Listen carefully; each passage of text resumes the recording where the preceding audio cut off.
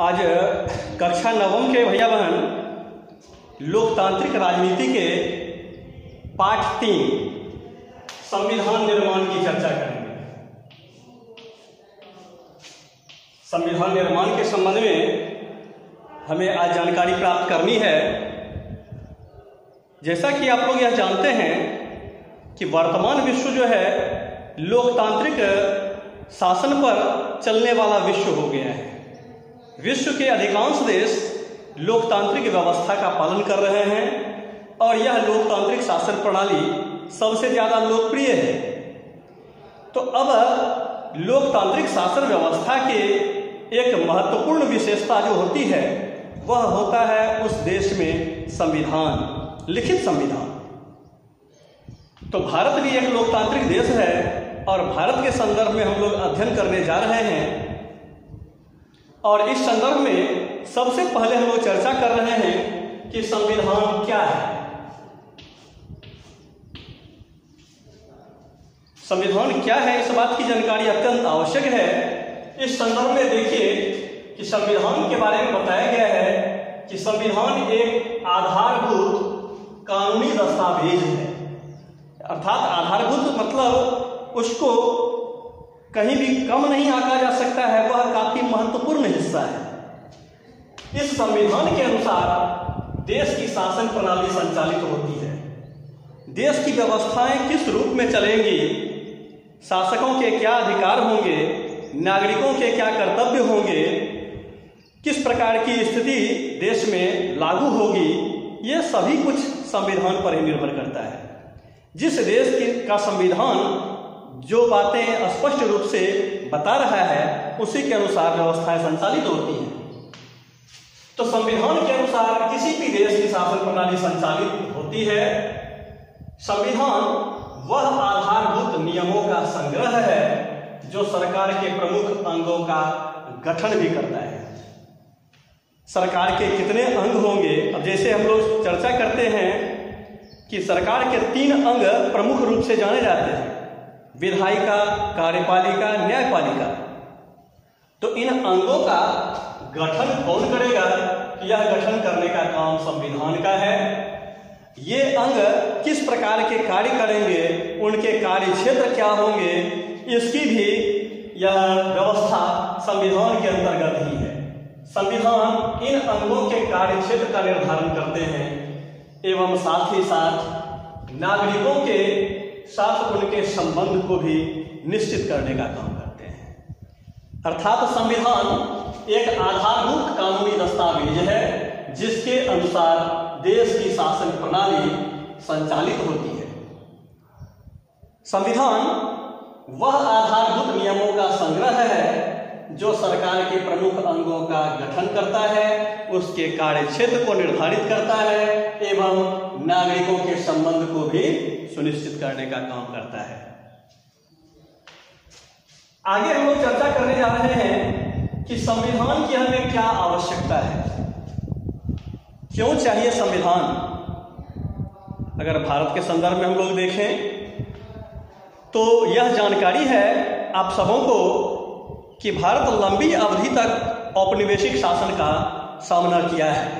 लंबी अवधि तक विदेशी शक्तियों ने हमारे देश पर शासन किया है।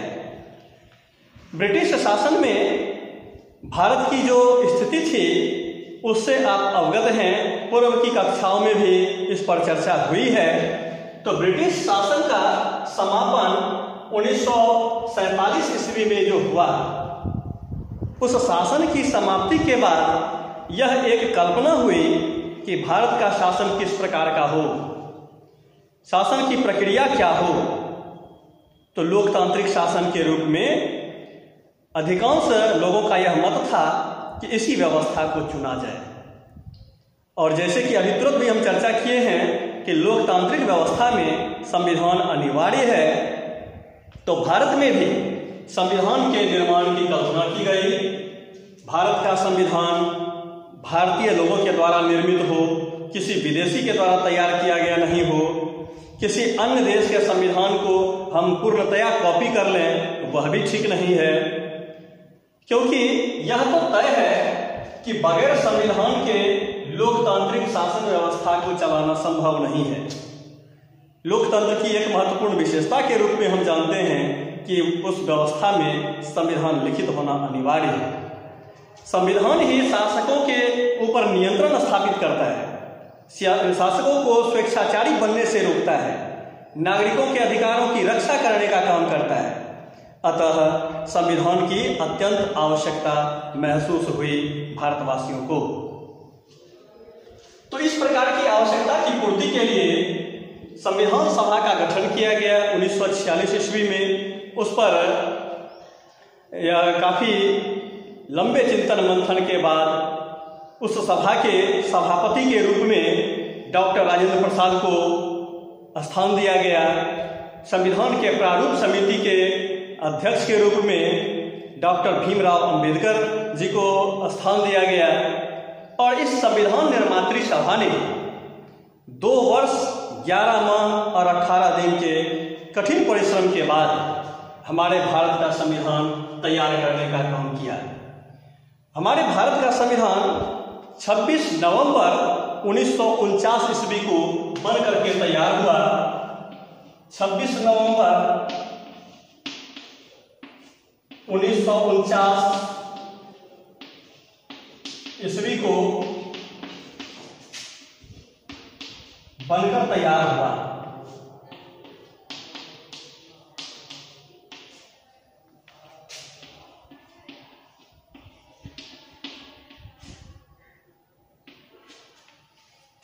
इसे बनाने का काम किसने किया? तो संविधान निर्मात्री सभा ने। संविधान निर्मात्री सभा के द्वारा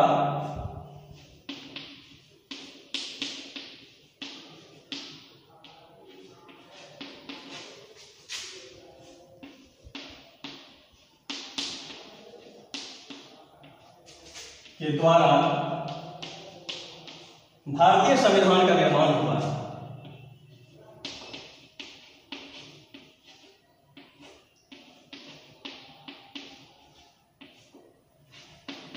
भारतीय संविधान का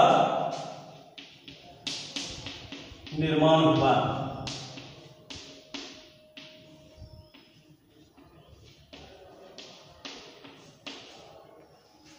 अभी तुरंत मैंने चर्चा की है इस संविधान निर्मात्री सभा के अध्यक्ष के रूप में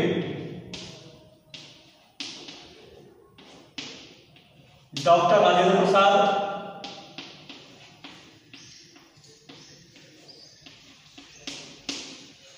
एवं प्रारूप समिति के अध्यक्ष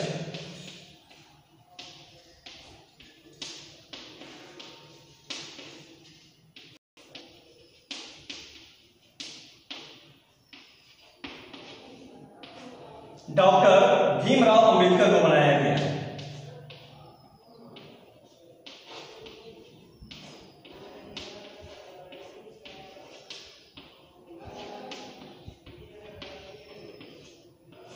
डॉक्टर भीमराव अंबेडकर को प्रारूप समिति का अध्यक्ष बनाया गया, जिसे ड्राफ्टिंग कमेटी भी कहते हैं। तो इस कमेटी के जिम्मे भारतीय संविधान के निर्माण की बातें थी, भारतीय संविधान के निर्माण का दायित्व सौंपा गया था। और इस संविधान निर्मात्री सभा ने 2 वर्ष 11 माह एवं 18 दिन में भारतीय संविधान को बना करके हम भारतवासियों के सामने प्रस्तुत कर दिया। तो यह संविधान 26 नवंबर 1949 ईस्वी को बनकर के तैयार हुआ, लेकिन इसे उस तिथि से लागू नहीं किया गया। भारत का संविधान 26 जनवरी 1950 ईस्वी से लागू किया गया। तो लागू किया गया और बनने में दोनों में अंतर है। बन करके तैयार हुआ 26 नवंबर 1949 और लागू किया गया 26 जनवरी 1950 ईस्वी।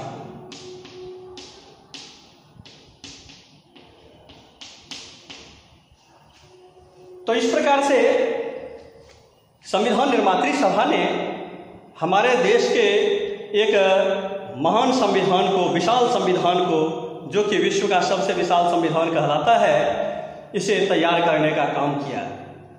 अब आगे की जो हम चर्चा करने जा रहे हैं, भारतीय संविधान में कुछ एक ऐसे शब्दों की चर्चा है जिसकी व्याख्या अत्यंत आवश्यक है। आप भैया बहनों को इसकी जानकारी अत्यंत आवश्यक है।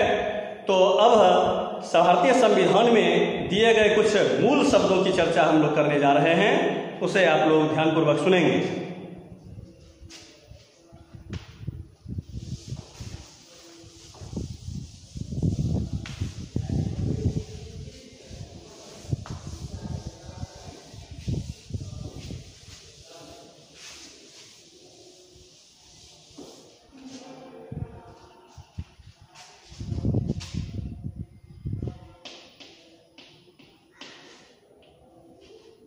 भारतीय संविधान की प्रस्तावना।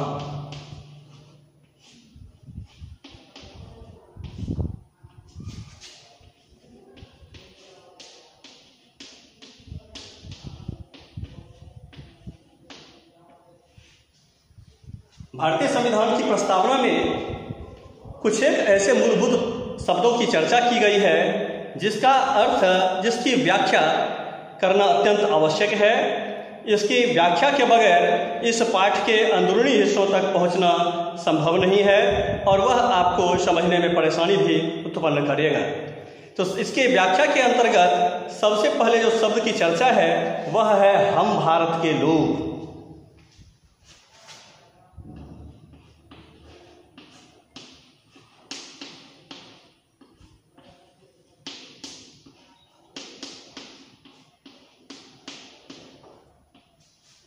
हम भारत के लोग से संविधान की प्रस्तावना प्रारंभ होती है, अर्थात यह शब्द इस बात को बताने का प्रयास करता है कि भारत का संविधान किसी विदेशी के द्वारा तैयार नहीं किया गया है। भारत का संविधान भारतीय लोगों ने, अर्थात हम भारत के लोग, हम सभी भारत के लोग इस संविधान को तैयार करने का काम किए हैं। भारत का संविधान पूर्णतया भारतीय है। इसमें किसी अन्य देशों का कोई दबाव नहीं है, किसी प्रकार के किसी आंतरिक दबाव में हम काम नहीं किए हैं। इस संविधान को बनाने वाले भारतीय लोग हैं, अर्थात भारतीय संविधान का जनक भारतवासी। तो इस व्याख्या की अत्यंत आवश्यकता थी, इसे आप अवश्य ध्यान में रखेंगे। दूसरे शब्द की जो चर्चा है वह है संपूर्ण प्रभुत्व संपन्न।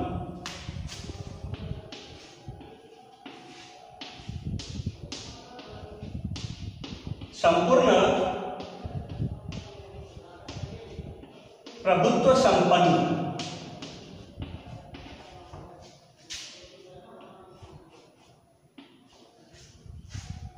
इस शब्द की व्याख्या के संदर्भ में बताना है कि भारत का संविधान जो है भारत के पूर्ण प्रभुत्व संपन्नता पर बल देता है, अर्थात भारत जो है वह न तो आंतरिक मामलों में और न ही बाह्य मामलों में किसी के भी यह नियंत्रण में नहीं है, किसी के भी यह दबाव में नहीं है। आंतरिक और बाह्य मामलों का निपटारा, निर्धारण भारतवासी स्वयं करते हैं। इसमें किसी भी प्रकार के दबाव को स्वीकार नहीं किया गया है। इसके तीसरे विशेषता की चर्चा जो कर रहे हैं यह है गणराज्य।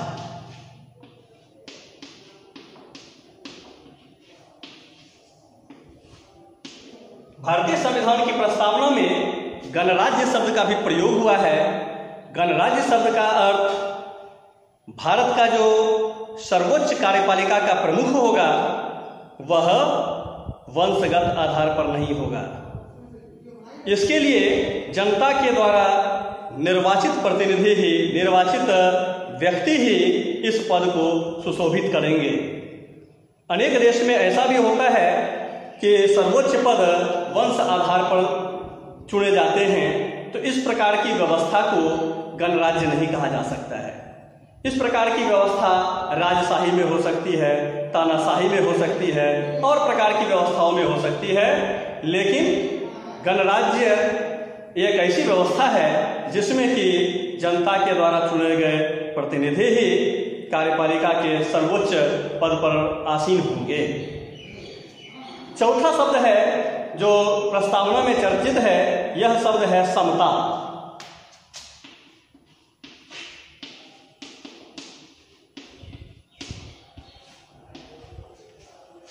भारतीय संविधान की प्रस्तावना में समता शब्द पर बल दिया गया है। समता अर्थात समानता, राइट टू इक्वलिटी, इस पर चर्चा है। तो यह समता किसे प्राप्त है? हर भारतीय नागरिक को, न जाति के आधार पर, न धर्म के आधार पर, न वंश के आधार पर, न लिंग के आधार पर, हर नागरिक संविधान के सामने समान माना जाता है। यह हमारे भारतीय संविधान की बहुत बड़ी विशेषता है, जिसकी चर्चा भारतीय संविधान की प्रस्तावना में भी की गई है। इसके बाद पांचवी विशेषता की चर्चा हम लोग कर रहे हैं, यह है समाजवादी शब्द। समाजवादी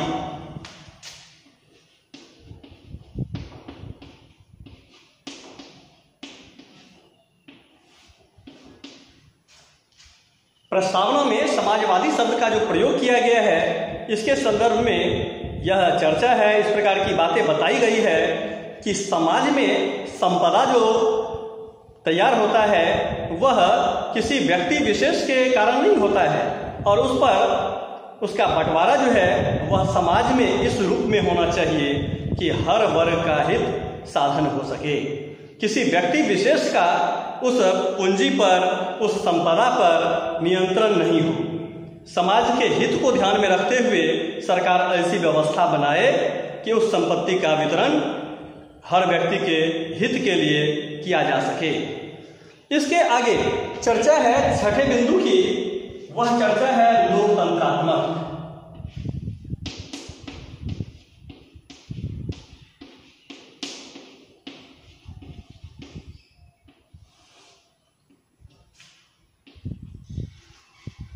हमारा भारत एक लोकतंत्रात्मक देश है।